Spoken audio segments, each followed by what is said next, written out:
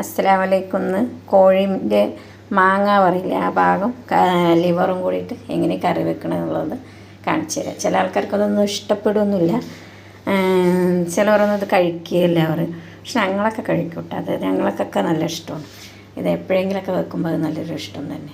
പിന്നെ ഞങ്ങളുടെ അടുത്ത് അതാ പൂച്ചക്ക് ഇറച്ചിയൊന്നും വാങ്ങിക്കാനുള്ളൊരു ഇതില്ല. അപ്പോൾ പൂച്ചക്കൊക്കെ നല്ല പെരുന്നാളാണ് അന്നത്തെ ദിവസം. ഇതൊക്കെ വേസ്റ്റൊക്കെ എടുത്ത് നിറയെ ഉണ്ടാവുമല്ലോ, അപ്പോൾ അത് കഴിക്കാൻ അവർക്ക് നല്ല ഇഷ്ടമാണ്. ഇപ്പം നന്നാക്കുമ്പോൾ കിട്ടുമ്പോണ്ട് തരാട്ടാ വെല്ലക്കുട്ടി, നിനക്ക് തരാട്ടാ. ആവുണ്ട്, കഴുകി വൃത്തിയാക്കി വെച്ചിട്ടുണ്ടെങ്കിൽ ഇതിൽ നമുക്ക് പൊടിക്കാനുള്ളത് പട്ട, കറാമ്പ്, ഏലക്കായ്, പെരുംജീരകം, നല്ല ജീരകം, കുരുമുളക്, ലേശം കുരുമുളക്, ഇതെല്ലാം ഇട്ടിട്ടൊന്ന് ചതച്ചെടുത്തിട്ടുണ്ട്. ഇല്ലെങ്കിൽ നല്ല കുറച്ച് പഞ്ചസാര ഇട്ട് അടിക്കും.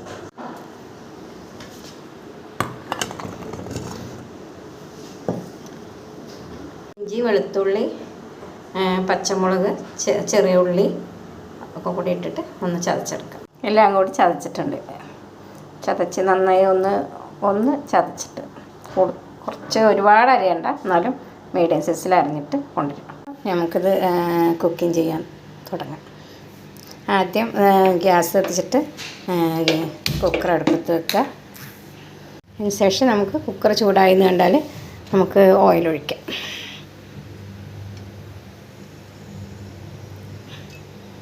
ഒരുപാട് ഒഴിക്കണമെന്നില്ല, കാരണം അതിൽ തന്നെ ഉണ്ടാവും കൊഴുപ്പുള്ളതല്ലേ.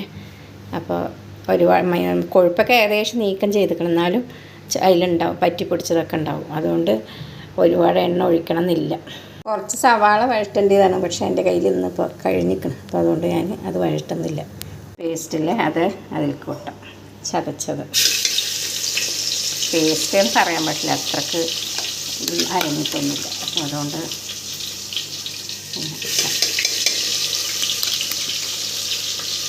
എണ്ണയിലേക്ക് ഇതങ്ങനെ കൊടുത്തു അന്ന് മൂക്കണ വരെ നമുക്കൊന്ന് വഴറ്റി കൊടുക്കാം. നന്നായി മൂത്ത് എണ്ണ തെളിഞ്ഞാൽ നമുക്ക് ബാക്കി ഇൻഗ്രീഡിയൻസ് ചേർക്കാം. അപ്പോൾ മഞ്ഞൾപ്പൊടി, മുളക് പൊടി, മല്ലിപ്പൊടി, ഉപ്പ് ഒക്കെ കൂടി ഇട്ടിട്ട് ഇതിൽക്കിട്ടിട്ട് ഇളക്കുക, നന്നായി ഇളക്കുക. അതൊന്ന് ഒരു ലെവൽ വരെ, അല്ലാണ്ട് ഒരുപാട് കരിയാൻ പാടില്ല. ഒന്നിങ്ങനെ മൊരിഞ്ഞ് വരുമ്പോൾ നല്ല സ്മെല്ല് വരും. അപ്പോൾ വെള്ളം ഒഴിക്കുക. നന്നായിട്ട് മൊരിഞ്ഞ സ്മെല്ല് വരുന്നുണ്ട്. അപ്പോൾ നമുക്ക് അതിലേക്ക് ഇത്തിരി പിന്നെ കുറച്ച് വെള്ളം ഒഴിച്ചിട്ട് ഈ ഇതങ്ങോട്ട് ഇടാം. എന്നാൽ തന്നെ അതിലേക്ക് പറ്റി പിടിക്കാനുള്ള വെള്ളം ഒഴിക്കണം. നമ്മൾ ലിവറിലേക്ക് പറ്റി പിടിക്കാനുള്ള വെള്ളം ഒഴിച്ചാലാണ്. അതിന് ശേഷം ഇത്തിരി അങ്ങനെ വെള്ളം ഒഴിക്കാൻ കുറച്ച് വെള്ളം ഒഴിച്ചിട്ട് നമുക്ക് ഒന്ന് ഇളക്കി കൊടുക്കുക. വശങ്ങളിലും ഒക്കെ പറ്റിയതൊക്കെ നന്നായിട്ട് ഇളക്കി അതിൽ യോജിപ്പിക്കുക.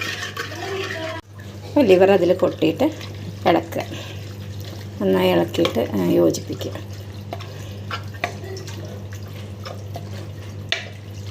ലിവറിൽ കുറച്ച് വെള്ളം ഉണ്ടാവും, എങ്കിലും കുറച്ച് ഒഴിച്ചിട്ട് നമ്മൾ യോജിപ്പിക്കുക. ഉപ്പൊക്കെ പാകം നോക്കിയിട്ട് നമുക്ക് കുക്കർ അടച്ച് വെക്കാം. അടച്ച് വേവിക്കാൻ വെച്ച് കാരണം ഒരു 2-3-4 വിസിൽ വരണം, കാരണം ഇതിന് ഇത്തിരി വേവ് ജാസ്തിയാണ്. ഉള്ളിലത്തെ സാധനമല്ലേ, കോഴിൻ്റെ വയറ്റിൻ്റെ ഉള്ളിലത്തെ സാധനം, അപ്പോൾ കുറച്ച് വേവ് ജാസ്തിയാണ്. അപ്പോൾ നോക്കിയിട്ട് നോക്കാം. വെന്താൽ തന്നെ അതിൻ്റെ ടേസ്റ്റും അറിയുള്ളൂ. വിസിൽ വന്ന് 2-3-4 വിസിലായിട്ടുണ്ട്, വെന്തിട്ടുണ്ട്. ഇനി നമുക്ക് തുറന്നിട്ട് നോക്കാം. നമുക്കിതിൽ വിളമ്പിയിട്ട് കാണിച്ചു തരാം. ചിക്കൻ മാങ്ങ ലിവർ കറി റെഡി. എല്ലാവരും സപ്പോർട്ട് ചെയ്യണം, സബ്സ്ക്രൈബ് ചെയ്യണം, ഷെയർ ചെയ്യണം, ലൈക്ക് ചെയ്യണം. പിന്നെ അസ്സലാമു അലൈക്കും.